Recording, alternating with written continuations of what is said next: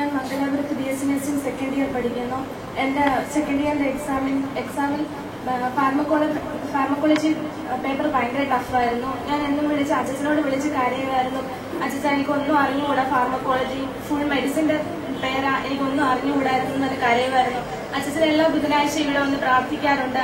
പിന്നെ എനിക്ക് ചെറിയൊരു വിഷമം വന്നാൽ ഞാൻ ഈപ്പച്ചനെ വിളിച്ച് പറയാറുണ്ട്. അച്ഛൻ ഇങ്ങനെ എനിക്ക് പ്രശ്നങ്ങൾ, അച്ഛൻ എനിക്ക് വേണ്ടി പ്രാർത്ഥിക്കണമെന്ന് പറയാറുണ്ട്.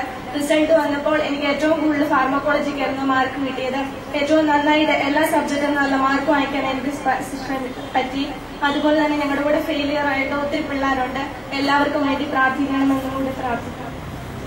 ദൈവത്തിന് നന്ദി പറയാൻ തന്നെ കാര്യം മാത്രമല്ല, തന്നോടൊപ്പമുള്ളവരെ ഒന്ന് കർത്താവ് അനുഗ്രഹിച്ചിരുന്നു എങ്കിൽ എന്ന് ആഗ്രഹിക്കുന്ന നിഷ്കളങ്കതയിൽ നിന്ന്, അല്ലെങ്കിൽ സഹോദരിമാരുടെ സ്നേഹത്തിൽ നിന്നിലൂടെ ഉണ്ടാകുന്നതായ ആ ആഗ്രഹം കർത്താവ് സഫലമാകട്ടെ. നഷ്ടപ്പെട്ട വിഷയങ്ങൾ തന്റെ കൂട്ടുകാർക്ക് അടുത്ത പരീക്ഷയിൽ ലഭിക്കട്ടെ, തുടർന്നുള്ള പരീക്ഷയിൽ നല്ല റിസൾട്ട് ലഭിക്കട്ടെ എന്ന് പ്രാർത്ഥിച്ചുകൊണ്ട് ഈ കുഞ്ഞുങ്ങളെ, പ്രത്യേകിച്ച് വിദേശത്ത് പുറത്തു പോയിരിക്കുന്ന ഈ കുഞ്ഞുങ്ങളെ ഒന്ന് അനുഗ്രഹിക്കും എല്ലാവരും. Hallelujah, hallelujah, hallelujah, hallelujah.